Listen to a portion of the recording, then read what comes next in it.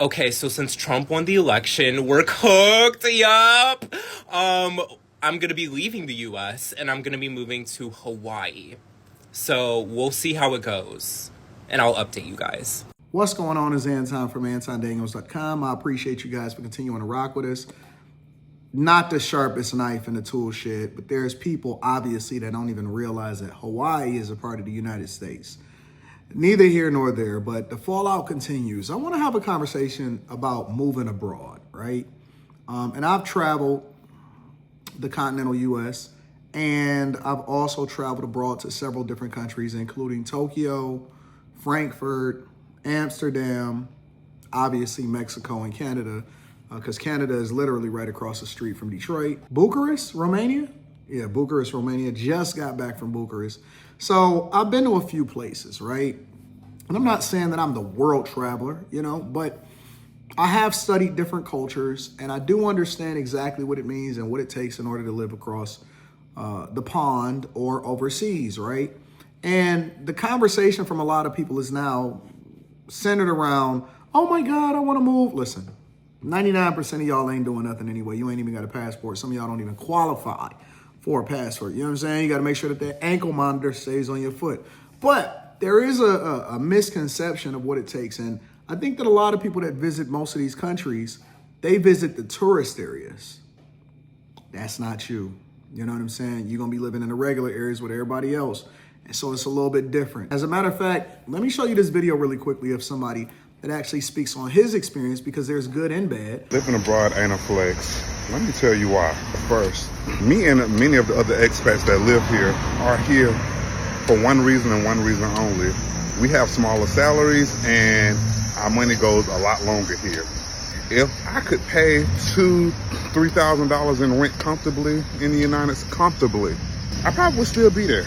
The thing that makes the United States, and what makes it nice is it's polished. This place is very unpolished. It's a little janky sometimes, but the simplicity will humble you. I'm from Atlanta. Everything in Atlanta got crystals and rhinestones on it, and being here, you just get humbled daily. And from the transportation, like I'm on a bike. I want to be driving a Cybertruck or a Porsche right now.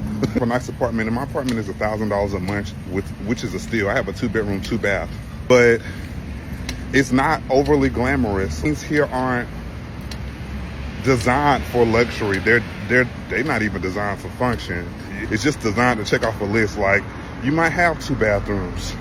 Your water pressure might not be high.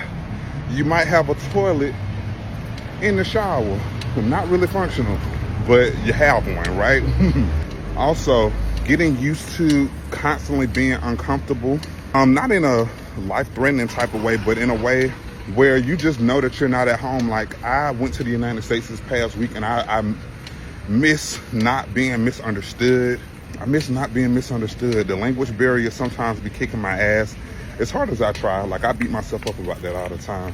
This is one of my favorite ends of the street. I used to live over here, but you just go into the shaded area where all these restaurants. So if you're ever in Playa, this is on 38th. This is the end of 38th, going towards the ocean. This is my morning route. I go sit on the beach, have my coffee, reflect. All these are restaurants over in these bushes. You see this?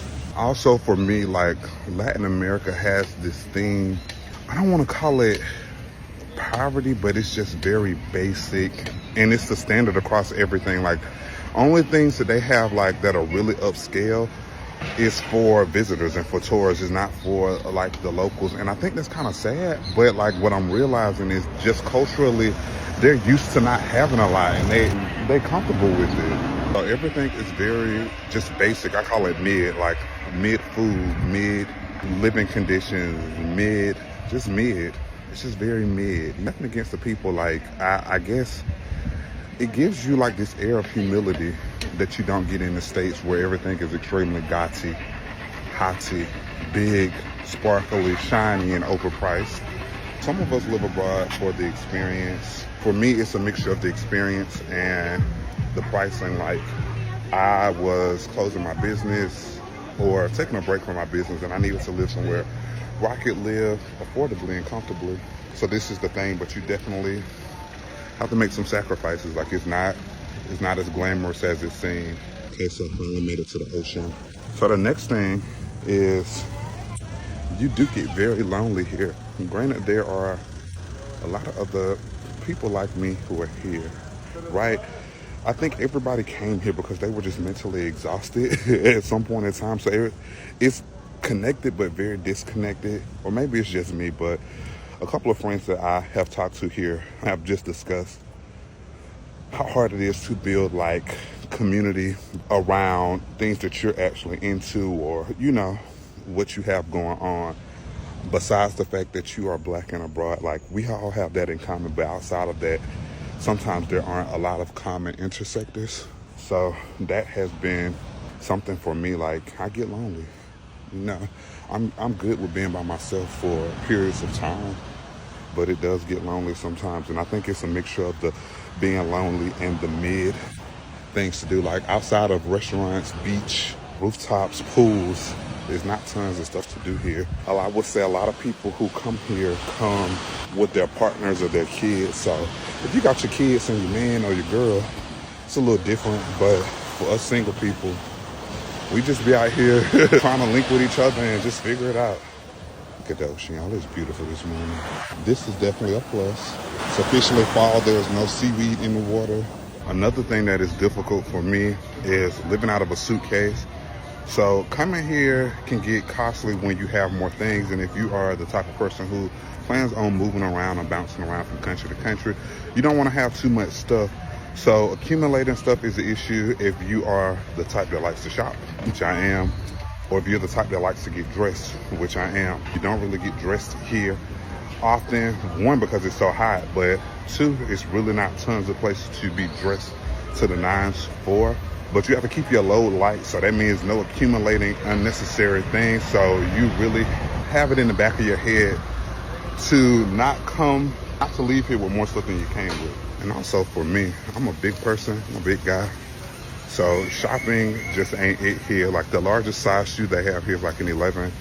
And in clothes, you might get a large or extra large, but you definitely not getting anything with no length on it at all. And it's not the same. So brands, I don't know what they send these people here, but you're not getting that top tier Zara or H&M stuff, and those are the top tier, stores that you can find here. That's why I mentioned them. But like, you're not getting everything that you're getting in the States. I feel like it's the leftovers sometimes. Here's a couple more things to consider. Number one, if you poor here, but you're doing okay there, then that means that you're displacing other people there and you're regentrifying some of these areas. Now, that doesn't apply to everywhere because a lot of places actually want you there. But if you go over to Mexico City, for example, they don't really want Americans there. I mean, I'm sure that the government wants Americans there so that they can spend their dollars, but the locals ain't really rocking with you like that. And I know a guy that actually went over there and he was like, Anton, it's not really what you think it is. And maybe that's just his individual experience. But what you're doing is you're raising the cost of living in other places and you're displacing them in the same way that you believe that you're being displaced here in the United States of America. And so people don't take that into consideration. We're a selfish people. And so we tend to care more about how we feel than about how we're also affecting other places. If you go to a different country, and I'm not telling you that you should or you shouldn't move, but I am telling you that there's pros and cons. But if you go to another country, just be considerate of other cultures if you can afford it, because there's a lot of people, which brings me to my second point, there's a lot of people that can't really afford it, right? Like, come on, man. You got debt. You think that you're going to run away from it, that you're going to become a different person.